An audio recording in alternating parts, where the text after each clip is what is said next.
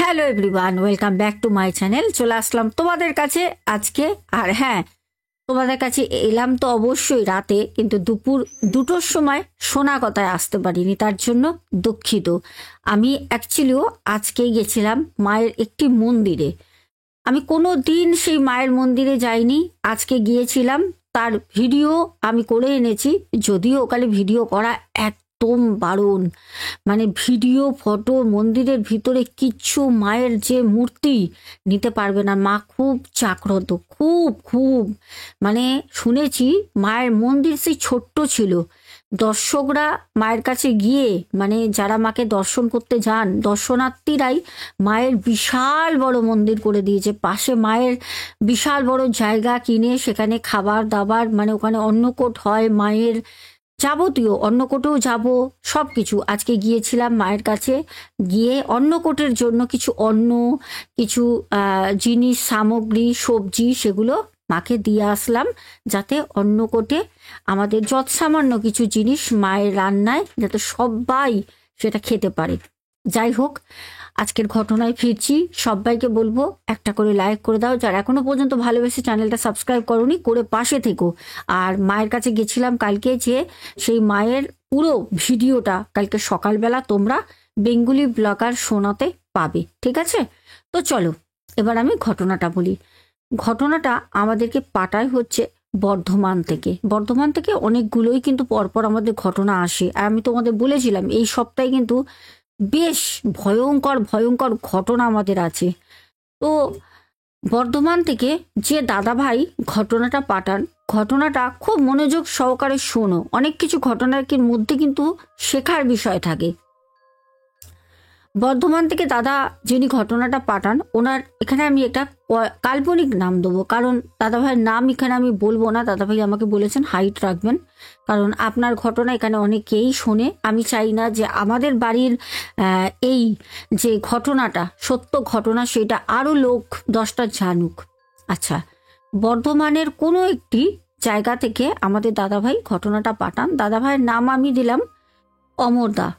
অমরদা বলেন, আমার বোন, বুঝতে পারলাম না, হট করে একটা ভালো মেধাবী ছাত্রী, মাধ্যমিক পর্যন্ত ও খুবই ভালো ছিল। যখন ও মাধ্যমিক দেয় তখন পাড়ার মধ্যে একদম সব্বার কাছে একটা টপ নিয়েছিল। মানে পড়াশোনা, এত মেধাবী, মানুষকে এত রেসপেক্ট করা। এমনকি কোচিংয়ে যেখানে ম্যাডাম স্যারের কাছে পড়তে যেতেন, তারাও ওকে এত ভালোবাসতো, এত চোখে হারাতো। একদিন না গেলে স্যার বাড়িতে আসতেন, ম্যাম বাড়িতে আসতেন, কি হয়েছে, কেন যাসনি? তো সেখানে দাঁড়িয়ে যে মাধ্যমিকটা দিল, বোন কিন্তু ফার্স্ট ডিভিশনে মাধ্যমিকে ভালো রেজাল্ট করলো। তারপর আস্তে আস্তে বোনকে দেখতাম একটু অন্যমনস্ক, একটু ঝিমিয়ে পড়েছে। বাড়িতে মা আমাকে বলল, অমর দেখ না, বোনটা কদিন ধরে ঠিকমতো খাওয়া দাওয়া করে না, ঠিকমতো বাড়ির কারোর সাথে সেরমভাবে কথাবার্তা বলে না, কি ব্যাপার, ওকে একটুখানি জিজ্ঞেস করিস না। আর অমরদা বলেন যে আমার সাথে আমার বোনের খুব ভালো একটা কোলাপ ছিল। সত্যি কথা বলতে, আমি কি করতাম বাইরে, কি সব ওকে বলতাম। ও আমাকে বলতো যে জানিস তো দাদা, আজকে স্কুলে এটা হয়েছে, আজকে স্কুল থেকে ফেরার পথে 2টো ছেলে পেছনে লেগেছিল, জানিস তো কোচিংয়ে স্যার আমাকে এই কথা বলেছে। ভালো থেকে খারাপ কথা কিন্তু অমরদাকে তার বোন বলতো। অমরদা বলেন, আমাকে যখন মা বলল, আমি বললাম ঠিক আছে। আসলে ওই কিছু কাজের চাপে কয়েকদিন ধরে বোনের সাথে সেরকম কথাবার্তা আমার হচ্ছিল না। মা যখন জানায় বোনের এরকম একটা প্রবলেম হচ্ছে, তুই দেখ। আমি বললাম ঠিক আছে। বোনকে আমি জিজ্ঞেস করলাম। বোন দেখলাম বাড়ির ছাদে একা একাই ফোন নিয়ে গান শুনছে দুপুরবেলা। আমি উঠলাম, আমি বললাম কিরে বোন, শরীর কেমন আছে? বোন বলল, এই তো ভালো আছি। কেন হঠাৎ এই কথা জিজ্ঞেস করছিস? আমি বললাম কেন, দাদা বোনকে জিজ্ঞেস করতে পারে না কেরম আছিস? ও তখন আমাকে বলল, না কেন জিজ্ঞেস করতে পারে না, ভালো আছি রে, তুই কেমন আছিস? আমি বললাম এই তো চলছে। আমি ওকে বললাম কি রে, মা আমাকে বলছিল তুই নাকি ভালো মতো খাস না, ঠিক মতো কথাবার্তা বলিস না বাড়িতে, পড়াশোনায় মন নেই, কি প্রেমে টেমে বললি নাকি? আমি বোনকে ঠিক এরকম করেই বলি। বোন আমাকে বলল, আরে না না, ওসব প্রেম ফেম আমার দ্বারা হবে না, কত ছেলেই তো পেছনে লাগে, তোকে বলেছি না।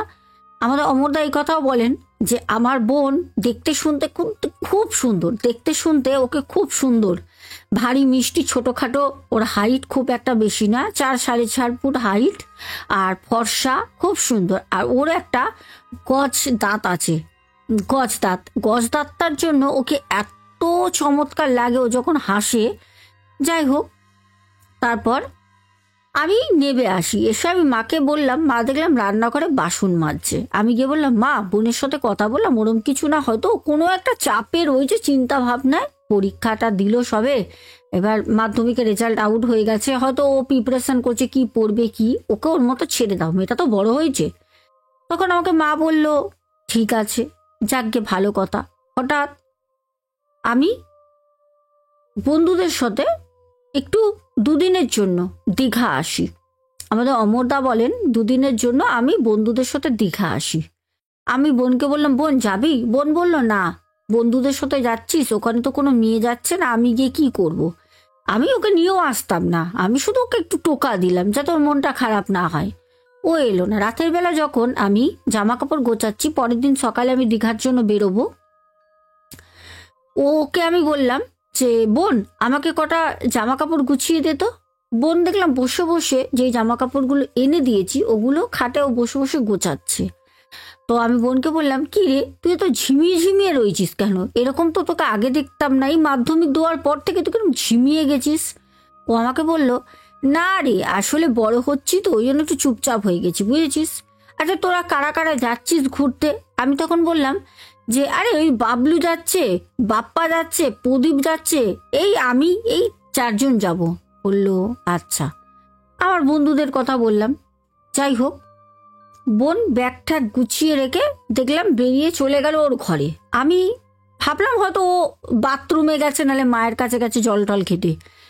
অনেকক্ষণ ধরে আসছে না। আমি ভাবলাম আমি যাব, আনন্দ করব, দীঘায় গিয়ে বোনকে 200 টাকা হাতে দিয়ে যাব। কারণ ও অনেক সময় স্কুলে যাওয়ার পথে বা কোচিংয়ে গেলে পরে আমার কাছে দিয়ে বলতো, দাদা 50টা টাকা দেন, আজকে ফুচকা খাবো বান্ধবীরা মিলে।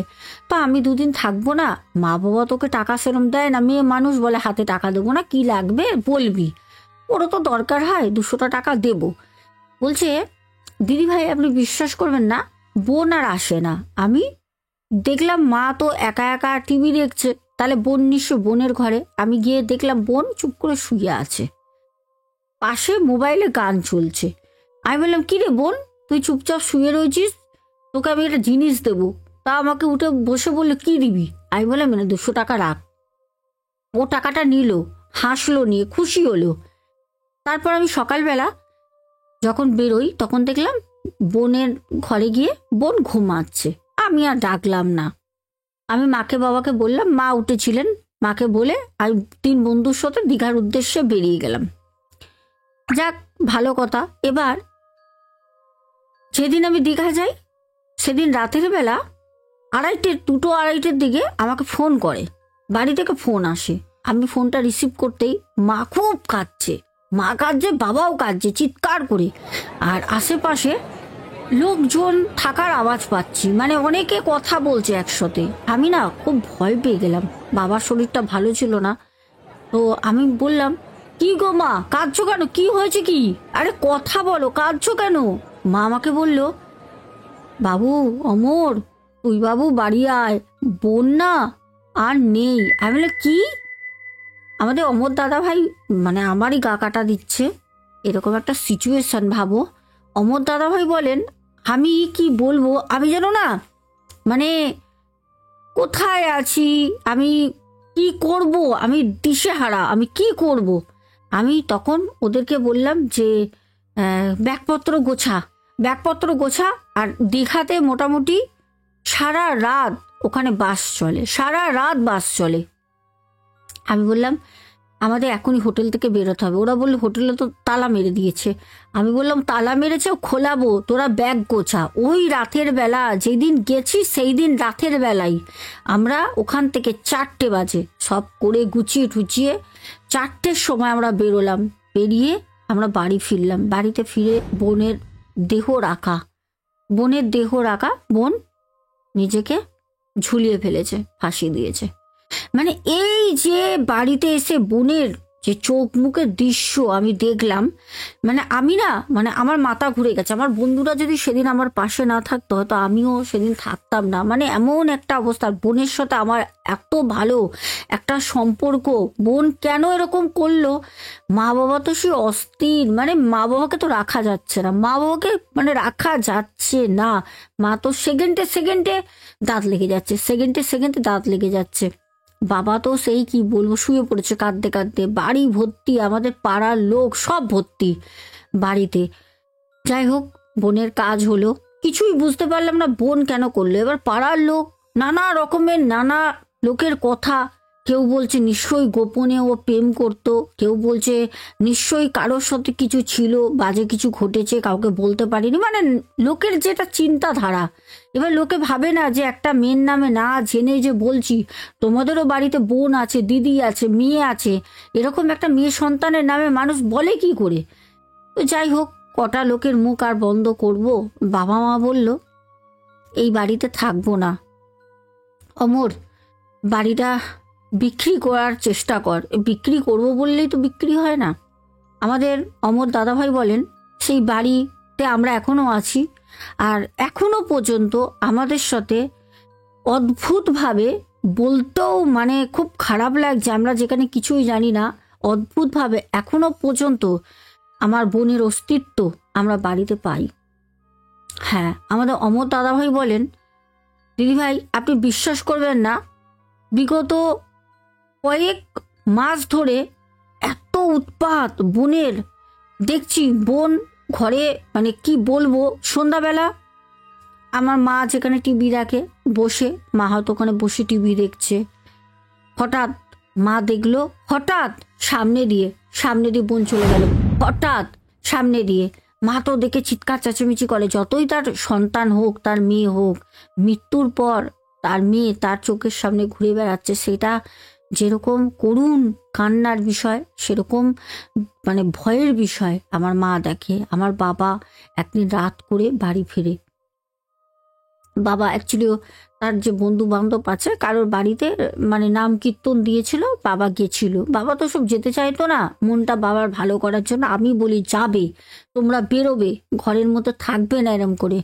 বাবা নাম কীর্তন থেকে যখন রাতের বেলা ফিরে ওই 12টার দিকে, গরমকাল 12টার দিকে যখন বাবা আসছে, বাবা ফোন করে মাকে বলে যে তুমি দরজাটা খোলো, কারণ আমাদের মানে বাইরে বেরোতে গেলে 3খানা দরজা খুলে বেরোতে হবে। বলে তুমি দরজাটা খোলো, অনেক রাত হয়েছে, আমি আমাদের গলির মুখে চলে এসেছি। মা দরজাটা খুলে দিয়ে অনেকক্ষণ দাঁড়ায়, বাবা আসছে না বলে মা আবার ঘরে এসে বসে রয়েছে। বাবা যখন একদম বাইরের গেট খোলে, বাবা গেট খুলে যখন ঢোকে, বাবা দেখছে আমার বোন ঘরের, আমাদের সদর যে গেট খুলে যখন বাবা ঢোকে বন্ধ, তালা দেবে, তারপর তো ঘরের 2খানা গেট। বাবা তাকে ঘরের ঠিক চৌকাটের সামনে আমার বোন দাঁড়িয়ে রয়েছে, রাত তখন 12টা বাজে। আর দৃশ্যটা আমাদের অমর দাদাভাই বলেন কিরম দেখি জানেন দিদিভাই, দেখি আমার বোন যখন ওরকমভাবে মারা গেছে, ওকে যখন নাবিয়ে রাখা হয়, আমি এসে দেখি ওর চোখগুলো যেরকম ঠিকরে একদম বেরিয়ে এসছে, মানে জিভটা এতটা বের করা, ওকে সেরকমই দেখি। মানে যখনই ও দেখা দেয় না, ও আগের মতো স্বাভাবিক যখন ছিল তখনের মতো না, মৃত্যুর পর যেরকম ওকে লাগছিল ঠিক ওই রকম ওর দৃশ্যটা। এই দেখে আমার বাবার সেদিন রাতে, এমনি তো হার্টের পেশেন্ট, প্রচণ্ড বুকের যন্ত্রণা শুরু হয়। তারপর আবার সে রাতের বেলা গিয়ে মানে ডাক্তার ডেকে আনা। যদিও পাড়ার অনেকেই এটা জানে, তবে আমরা লোককে এগুলো বলি না, কারণ লোককে বলি না, লোকে আবার ওই নিয়ে নানা রকম সমালোচনা করবে যে কি ব্যাপার, কেন ওদের 3জনকে দেখা দেয়, তার মানে নিশ্চয় ওরা কিছু জানতো, ওই জন্য ওদের ভয় দেখায়। লোকের তো মানে কালচার এটা না। এবার যাই হোক, আমাদের আমার দাদাভাই বলেন, দিদিভাই আপনি বলতে পারবেন আমার বোনের আত্মা কেন আমাদের বাড়িতে রয়েছে, কেন আমাদেরকে দেখা দিচ্ছে, যেখানে তো আমরা এগুলো কিছুই জানতাম না, আমরা তো কিছুই মানে ওর বিষয় জানিই না যে ও কেন নিজেকে নিজে শেষ করলো। তাহলে আজকে দিদিভাই ও আমাদের কেন দেখা দিচ্ছে, কেন ওর আত্মাটা আমাদের বাড়ি দিয়ে যাচ্ছে না? আমরা তো যা কাজ করার মৃত্যুর পর সব কিছু ব্রাহ্মণ দিয়ে করানো হয় ভালোভাবে। তো আমাকে যখন জিজ্ঞাসা করেছিলেন আমি বলেছিলাম পিণ্ড দান করে আসতে। তো দাদাভাই এখনো পিণ্ড দান করতে যাননি, বললেন যাবেন, সামনেই যাবেন। তো বাবাকে নিয়ে যাবেন, বাবার শরীর ভালো না। আসলে কোন বাড়ির বলো তো মা বাবা এই জিনিসটা মেনে নিতে পারেন? আমরা থাকতে আমার সন্তানের পিণ্ডদান করতে যাব, কোন মা বাবা এটা পারে? এটা একটা ঘটনা আমি তোমাদের বলছি, একটা বাস্তব ঘটনা। ঘটনাটা হয়তো শুনতে তোমাদের কাছে লাগছে যে হ্যাঁ বাড়িতে এরম হয় বা কিছু ভয়ের একটা মানে মনোরঞ্জন হচ্ছে, কিন্তু গভীরভাবে যদি ভাবা যায়, বলো তো আমরা সবাই, আমাদের সন্তান আছে, আমাদের ভাই বোন সবাই আছে, বলো তো আজকে এরকম কে মেনে নিতে পারবে যে মা বাবা রয়েছে, তার ছেলে বা মেয়েটা চোখের সামনে মারা গেছে, তার পিণ্ড দান করতে যাবে? এটা কোনো বাবা মায়ের কাছে মেনে নেওয়ার মতো না, তারা পারে না, এটা কখনোই সম্ভব না। যাই হোক, দাদাভাই বলেন আসলে বাবার শরীরটা কোনো মতেই ঠিক হচ্ছে না। আর সব থেকে গভীর একটা কথা উনি বলেন, জানেন দিদিভাই, আমার বাবা যখন একটু ডাক্তার টাক্তার দেখিয়ে বাবাকে সুস্থ করি, কারণ পুরোহিতের সাথেও কথা বলেছেন, পুরোহিতও বলেছেন যে আপনি গিয়ে আমার বাবাকে বলেছেন মেয়ের পিণ্ড দান করে আসেন। তো পিণ্ড দান করতে আমার বাবাকে যেতে হবে, আমি নিয়ে যাব। কিন্তু যখনই আমার বাবা একটু শরীর টরীর সুস্থ হয় ডাক্তার টাক্তার দেখিয়ে, বিশ্বাস করবে না দিদিভাই, যখনই প্ল্যান হয় যে আমরা দুদিন পর যাব, বাবা ঘুরে আবার শরীর খারাপে পড়ে যায়, আবার এরকম হয়ে যায় পুরো বিছানায় শয্যাশায়ী। এরকম করে করে যেতে আর পারছি না। এইটা কি আমার বোনই চাইছে না যে পিণ্ডদান করে ওর আত্মাটা যাতে মুক্তি আমরা দিয়ে দিই? এটা কি ওই চাইছে যে ওই বাড়িতে আমাদের থাকুক বা থাকবে? আমাদের মায়া কি ত্যাগ করে যেতে পারছে না? আমাকে অমর দাদা ভাই এক এক ঝুড়ি প্রশ্ন করেন। আমি আজকে একটা একটা করে মেন দুটো তিনটে উত্তর দেব। তার মধ্যে এক হচ্ছে, অমর দাদা ভাই এরকম আমাকে অনেকেই প্রশ্ন করেছিল যে আমারও ভাই মারা গেছে, সব কাজ করার পরও ভাইকে আমরা দেখতে পারি, ভাই কেন যাচ্ছে না বা কিছু। আমি একটা কথা বলি, তোমার বোনের সাথে এমন কিছু হয়েছিল যখন তোমার বোন জীবিত ছিল, সেইটা তোমরা কেউ জানো না। বোন যে তোমাদের দেখা দিচ্ছে তোমরা ভয় পাচ্ছ, এখানে ভয় পাবার কোনো বিষয় নেই, কারণ তোমাদের বোন তোমাদের কিছু বলতে চায়, যেটা ও জীবিত অবস্থায় সশরীরে তোমাদেরকে প্রকাশ করতে পারিনি, সেইটা ও মৃত্যুর পর সেই জিনিসটা ও তোমাদের জানাতে চায় যে ওর মৃত্যুর কারণ কে বা মৃত্যুর কারণ কি। তোমাদের ওর সাথে কমিউনিকেট করতে হবে। সত্যি কথা বলতে, যদি অমর দাদা ভাই ঘটনাটা তুমি শুনবে আমি জানি অবভিয়াসলি, আমি তোমাকে আজকে বলছি, যখন তোমার বাড়িতে তোমার বোনকে পুনরায় দেখবে, তুমি বলেছো পূর্ণিমা বা বর্ষার সময় তোমার বোনের মানে যে মাথায় তেল দিত সেই তেলের গন্ধ পাও, তোমার বোন যে পারফিউম ইউজ করতো সেই সন্ধেবেলা তোমরা সেই পারফিউমের সুগন্ধ ঘরে পাও। তোমরা বলেছো যে বোনের যে ঘর ছিল সেই ঘরে বোন যে রয়েছে তার অস্তিত্ব তোমরা বুঝতে পারো, তোমরা বলেছো, এমনকি তোমরা সচক্ষে দেখতেও পারো। আমি বলছি, বোনের যদি ক্ষতি করার হতো তোমাদের, তাহলে বোন তোমাদের অনেক আগেই ক্ষতি করতে পারত। বোন তোমাদের ক্ষতি করার জন্য তোমাদের পরিবারে নেই, মৃত্যুর পর মেয়েটা রয়ে গেছে শুধু কিছু জানানোর জন্য। ওর সাথে তোমরা কথা বলো, কিছু কি আমাদের কোনো মেসেজ তুই কি দিতে চাস? তোর মৃত্যুর কারণ কি, কে ছিল এর পেছনে যে তোকে মৃত্যু মতো এত জঘন্য একটা কাজ করতে হলো? আমি অমর দাদাভাইকে বলেছি হোয়াটসঅ্যাপেও, এখনও বলছি, আপনি আপনার বোনকে জিজ্ঞেস করুন, আপনার মাকে বাবাকে যেই দেখুক না কেন তাদেরকে বলুন আপনার বোনকে জিজ্ঞেস করতে। আমার মনে হয় ও কিছু হলেও ওর কোনো একটা কাজ যেটা আধুরা রয়ে গেছে তার জন্য ও বাড়িতে এখনো ঘুরে বেড়াচ্ছে। ওকে হয়তো কিছু, ও আপনাদের কিছু জানাবে। আজকের ঘটনাটা আমাদের অমর দাদাভাই একদম বাস্তব ঘটনা। আর এই রকমই এক বোনও আমাকে বলেছিল যে দিদিভাই তুমি বলো কি করব, বাড়িতে সব সময় দাদা মারা গেছে, 3 বছর হয়ে গেছে, 3 বছর ধরে দাদা বাড়িতে রয়েছে। দাদা আমাদের ঘরে আমরা দাদাকে দেখতে পারি, কি করব। আমি বলেছিলাম যে দাদার সাথে যোগাযোগ করো, কথা বলো, কিন্তু ওরা পারিনি। ওরা গিয়ে গয়ায়, বুদ্ধ গয়ায় গিয়ে পিণ্ড দান করে আসে। তারপর থেকে আর দেখতে পারিনি। তারপর থেকে বলেছে দিদি আর দেখতে পারিনি। যাই হোক, আমি বললাম একবার চেষ্টা করে দেখো, কারণ অমর দাদাভাইকে বলবো তোমাদের কাছেও তো একটা ধোঁয়াশার মধ্যে রয়ে গেল। একটা ভালো মেধাবী ছাত্রী, সে হঠাৎ করে কেন নিজেকে হ্যাঙ্গিং করলো? তোমাদের কাছেও তো একটা বড় জিজ্ঞাসা চিহ্ন হয়েই রইল। কি কারণ ছিল, কার জন্য? কোনো কি কারোর জন্য করলো, না কোনো ডিপ্রেশনের কারণটাই বা কী ছিল? আমি বলবো একটুখানি ভয় পেও না, সে তো বোন, সে তোমাদের সাথে রয়েছে, তোমাদেরকে ও ছেড়ে যেতে পারছে না। একবার দেখোই না চেষ্টা করে, পিণ্ড দিতে তো হবেই। বাবা একটু সুস্থ হলে পিণ্ড দান করে এসো। তো চলো, হতে পারে আমি তোমাকে ফোনে হোয়াটসঅ্যাপে যতটা বুঝিয়েছি এখনো হয়তো ততটাই আমি তোমাকে বললাম। আমার কথাটা একটু মেনে দেখো অমর দাদাভাই, হয়তো এইখান থেকে তুমি বা তোমার পরিবারের লোক মুক্তি পাবে।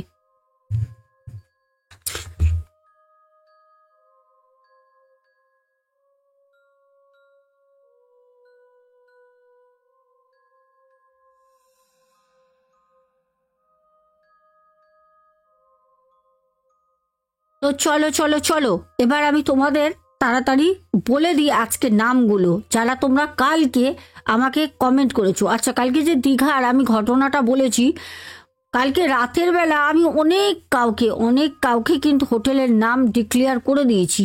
আর আজকে তো সারাদিন আমি না হোয়াটসঅ্যাপ খুলতে পেরেছি আর না আমি ইনস্টা। ঠিক আছে, তো যাই হোক, আজকে রাতের বেলা যারা যারা এখনো জানতে চাও আমি জানিয়ে দেবো, কোনো অসুবিধা নেই। কারণ আজকে দেখলে তো দুপুর 2টোর সময় শোনা কথায় ঘটনা দিতে পারিনি।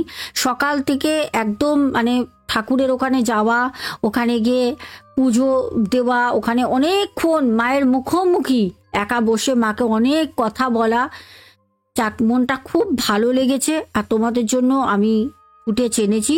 যাই হোক, এবার আমি তোমাদের কমেন্টের নামগুলো বলি। প্রথমেই গৌতম রয়, আচ্ছা, তারপর বলেছ শমিষ্ঠা রয়, আচ্ছা শমিষ্ঠা রয় আমার মনে হচ্ছে নতুন বন্ধু হয়েছে।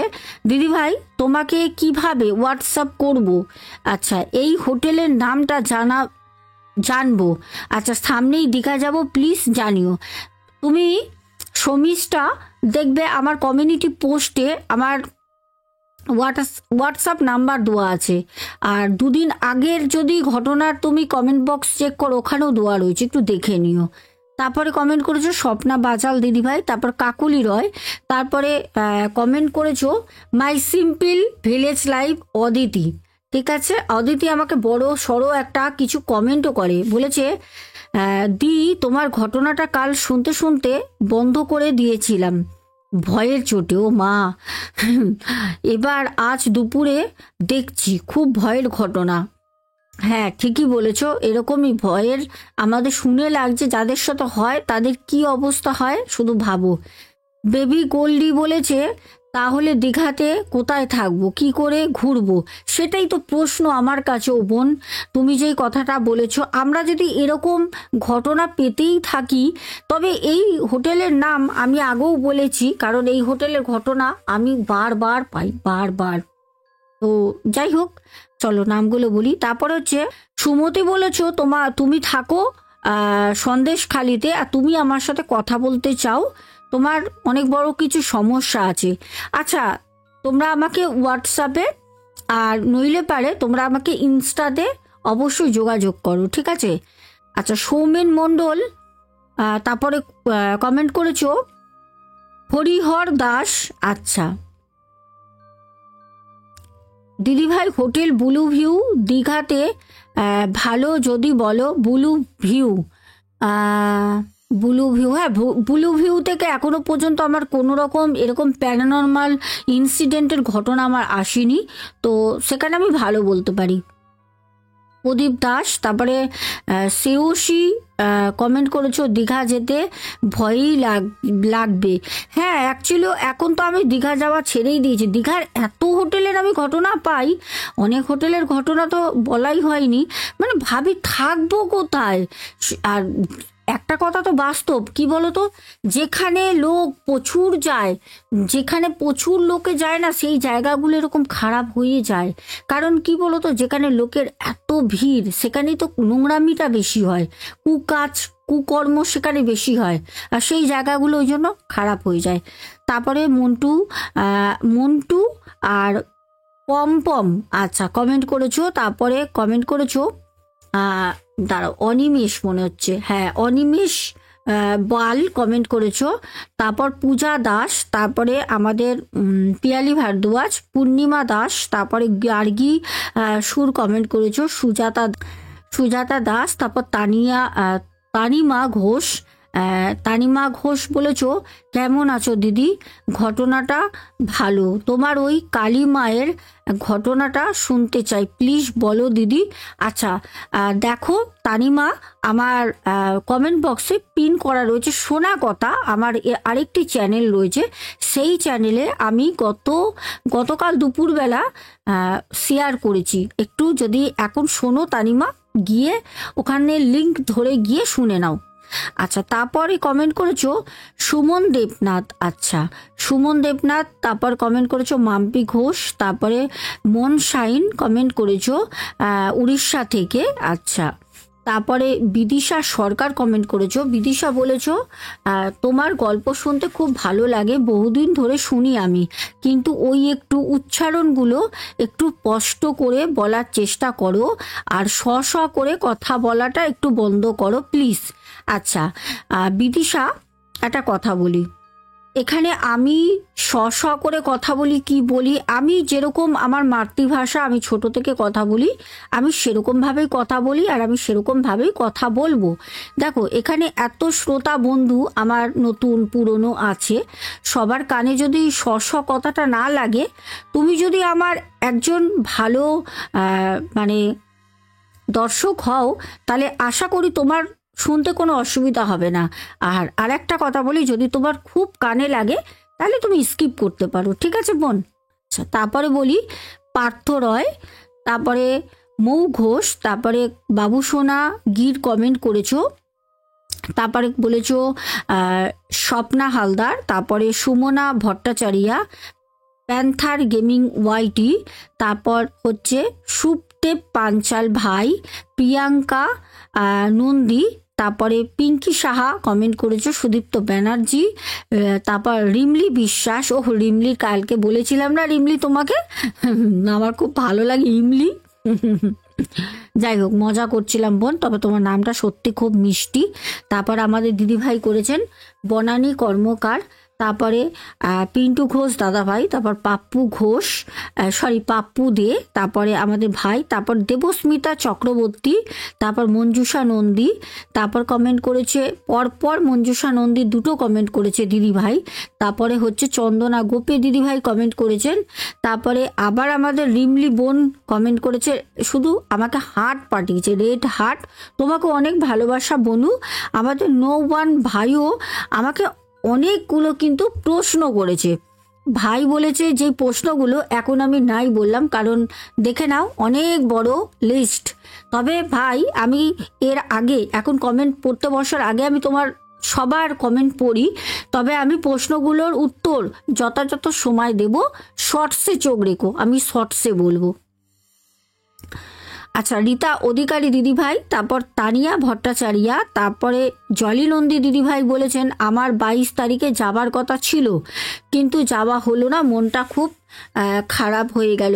দেখো একটা কথা আমি সবাইকে বলবো আজকে এই ঘটনার মারফত দিয়ে, সেটা হচ্ছে তোমরা কেউ কোনো দিন নিজেকে রিগ্রেট ফিল করবে না, কোনো দিন না। একটা জিনিস আমি মন থেকে পুরো মুছিয়ে দিয়েছি, তোমাদেরকেও বলছি, আশা করি শোনার পর তোমাদের অনেক কাজে দেবে। কোনো জিনিস করতে গেলে বাধা পড়লো, হলো না, খুব শখ করে বসেছিল এটা কিনবো, এটা খাবো, এর বাড়ি যাব, বা এটা কাউকে দেব, যাই হোক, যদি সেই জিনিসটা না হয় কোনো দিন হতাশা হবে না। একটা জিনিস মনে রাখবে, আমরা খুব ছোট্ট, দেবাদিদেব মহাদেব, মা, আমাদের যে স্বয়ং দেব দেবী যারা আছেন, ওনারা সব কিছু আগে থেকে প্ল্যানিং করে রেখে দেয়। আমরা বোকার মতো পাগলের মতো বলি সেটা হলো না, এর সাথে আমার বিয়েটা হলো না, ইস এর সাথে আমার এখানে যাওয়াটা হলো না, এগুলো বলে আমরা মন খারাপ করি, কারণ আমরা সেই জায়গায় এখনো পর্যন্ত আমাদের মনকে উৎসর্গ করতে পারিনি। সবসময় মনে রাখবে, তোমার সাথে যেটা হচ্ছে, তুমি যেটা ভাবছো এটা আমার খারাপ হচ্ছে, এক প্রকার সেটা কিন্তু তোমার সত্যি সত্যি ভালো হচ্ছে। আমরা অনেক সময় রেগে যাই, আমার এখানে যাবার ছিল, এটা আমার কেনার ছিল, এটা আমার হারিয়ে গেল। সবসময় ভাববে এই পৃথিবীতে যারা তোমাকে জন্ম দিয়েছে, যারা পাঠিয়েছে, উপরের ভগবান, ঠিক আছে, জন্ম দিয়েছে মা বাবা আমাদের ভগবান, তার উপরে ভগবান আছে দেব দেবী। তো একটাই কথা আমি বলবো, যাদেরকে আমরা মানি ডাকি, তারা যা করে আমাদের জন্য সেটা ভালো করে। তাদের আদেশ ছাড়া, তাদের কোনো কিছু মতামত যদি না থাকে, তাহলে পারে তোমার জীবনে কিচ্ছু হবে না, তুমি দাঁড়িয়ে পড়বে, তোমার জীবন আটকে যাবে, তুমি নড়তে পারবে না, নিঃশ্বাস নিতে পারবে না, ওখানেই তোমার জীবনের অবসান ঘটবে। তার জন্য মনে রাখবে, যেটা হচ্ছে হতে দাও, যেটা হচ্ছে হোক, ভাববে ভালোর জন্য হচ্ছে। সব সময় সব জিনিসটাকে একসেপ্ট করতে শিখবে। আচ্ছা এটা হয়েছে, ঠিক আছে, পরে হবে, ওটা নিয়ে মন খারাপ করবে না। অনেকে অনেক কিছু পায় না বলে নিজেকে শেষ করে দেয়, ওর সাথে আমার বিয়ে হলো না, জীবনই রাখবো না, কি হলো, শেষ করে দিয়ে তোমার জীবনটা চলে গেল। সে কিন্তু কদিন কষ্ট পাবে, তারপর আরেকজনকে বিয়ে করে সংসার করছে। তুমি যদি থাকতে, হয়তো ওর থেকেও ভালো তোমার জন্য কেউ ছিল, কিন্তু তুমি কি করলে, তোমার জীবনটাকে শেষ করলে। ভগবান তোমাকে জীবন দিয়ে পাঠিয়েছে ভালো কর্ম করার জন্য। যদি তুমি সেই প্রাণটাকে নিজে হাতে শেষ করে দাও, তুমি যদি আত্মহত্যা করো, তাহলে বলে কেন আত্মহত্যা করলে কেউ আর জন্ম নেয় না মানুষ রূপে? কেন? ভগবান তোমাকে বরদান দিয়ে মানুষ রূপে কর্ম করার জন্য ভালো পাঠিয়েছে। এবার যদি তুমি নিজে হাতে সেই জীবনটাকে নষ্ট করো, তার দায় ভগবানের না, তোমার। তুমি নিজের জীবনকে শেষ করেছো। ওই জন্য সুসাইড করলে আর কিন্তু দ্বিতীয়বার মানুষ জন্ম হয় না। ভগবান বলে, তোকে তুমি জন্ম দিয়েছিলাম, তোর যদি জীবন নিজের না রাখার ইচ্ছা হয় তাহলে থাক, তোকে আর জন্ম হতে হবে না। ওই আত্মা হয়ে ঘুরে ঘুরেই বেড়ায়, ঠাকুরের কাছে কাঁদে, চিৎকার করে, আমাকে আবার জন্ম দাও। ঠাকুর আর জন্ম দেয় না। তারপরে কমেন্ট করেছো শ্রেয়াস দিদিভাই, আমি অনেক ভালো আছি, তুমি কেমন আছো? শরীর এখন কেমন আছে? আচ্ছা, আমি একটা কথা বলি শ্রেয়াস ভাই, তুমি ডিপিটা রেখেছো, তোমাকে আমার দেখে খুব ভালো লাগলো। একটা ছোট্ট ফটো আর হলুদ রঙের, বেশ পাশে ব্যাকগ্রাউন্ডটা খুব সুন্দর লাগছে শ্রেয়াস। আর তুমি হলুদ আমাকে হারও দিয়েছো। আর সত্যি কথা বলতে আমার শরীরটা বিগত মাসখানিক ধরেই ইন্টারনাল কিছু প্রবলেম হচ্ছে। আসলে হট করে আমি বুঝতে পারলাম না। আমি কিন্তু খাওয়া দাওয়া খুব কন্ট্রোল করি, একদম শিডিউলের মধ্যে থাকি, তারপরও আমি বুঝতে পারছি না ওভার এক্সেস ওয়েট বাড়ছে আমার। সামনে আমি কিছু রিপোর্ট করব, কারণ আমার থাইরয়েড আছে। দেখি থাইরয়েডটা বেড়েছে কি না, সেটা এখনও করানো হয়নি। কি কারণ, একটু তো কষ্ট হচ্ছে, এমনি সব ঠিক আছে, চলো। আচ্ছা, তারপরে কমেন্ট করেছো সৌমিক সরকার। আচ্ছা, ডিএম করেছি ইনস্টাতে, আচ্ছা আমি দেখে নেবো। টুম্পা বিশ্বাস তারপর কমেন্ট করেছো রীতা অধিকারী দিদি ভাই, তারপরে রিয়া দেবনাথ আমাদের বনু, তারপর আব্দুল হক ভাই, তারপরে কমেন্ট করেছো সুস্মিতা বোম্বা দিদি ভাই। আসলে আমি দিদি ভাইকে কিছু কথা বলার বাকি আছে, বলবো। আসলে আমারও কাজের এদিকে অনেক প্রেশার পড়ে গেছি, অনেক চাপে। যাই হোক, সমিতা মণ্ডল, তারপর কমেন্ট করেছো সোমা কর্মকার। আচ্ছা, তারপরে সুদেশনা নন্দী বনু কমেন্ট করেছো মাহি রয়, তারপরে শুভঙ্কর ঘোড়ই, তারপরে আবারও কমেন্ট করেছে সৌমিক সরকার, তারপর রূপা দে, তারপরে ঝর্ণা গোস্বামী দিদিভাই, তারপর কমেন্ট করেছো পিঙ্কি ইট ইজ পিঙ্কি বলেছো সোনা দিদি ভাই, আমি কোচবিহার থেকে বলছি। আসলে আমার নতুন বনু, ওই জন্য আমি পড়ছি। তোমার গল্প রোজ শুনি, অপেক্ষায় থাকি, একটা নেশার মতন হয়ে গেছে। খুব ভালো থেকো দিদি ভাই, সব সময়। লাভ ইউ টু বনু, তুমিও খুব ভালো থেকো। তারপর আমাদের গেমার শুভ বলেছে দিদি ভাই নামটা বলো, আমার গড়িয়া থেকে বলছি শুভ। আর হ্যাঁ, ভিডিওটা দারুণ ছিল শুভ, আমি কিন্তু তোমার নাম বলে দিয়েছি ভাই। তারপর বাবলি মল্লিক, তারপর টুম্পা মণ্ডল, তারপর সৌমিক সরকার আবারও কমেন্ট করেছেন। তারপর শেষে আবার আমাদের রিয়া দেবনাথ বোন কমেন্ট করেছে। তো যাই হোক, আজকে সবার নামগুলো বলে দিলাম। আর সবাই খুব ভালো থেকো। যদি কারোর কিছু জানার থাকে, আমাকে তোমরা অনেকেই ডিএম করেছো নাম্বারটা দেওয়ার পর, অনেকে ইনস্টাতে আমার সাথে কন্ট্যাক্ট করছো। আর একটু সময় দাও, আমি সবার সাথে একে একে কথা বলবো, কোনো অসুবিধা নেই। ভেবো না যে আমি দেখবো না বা দেখছি না, ঠিক আছে? আমি ঠিক সময় মতো সব করবো, কারণ আমারও এইদিকে একটুখানি বুঝতেই পারছো, নিউ ইয়ার তো সামনে। কিছু পুরনো বছর যেতে যেতে কিছু পুরনো কাজ, সেগুলো আমাকে লিপ্টে নিতে হচ্ছে। তো চলো আজকে আসি, দেখা হবে আগামীকাল ঠিক দুপুর 2টোয়, আবার রাত 10:30টায়। আজকের মতো টাটা, গুড নাইট, সবাই খুব ভালো থেকো। চলো, লাভ ইউ অল।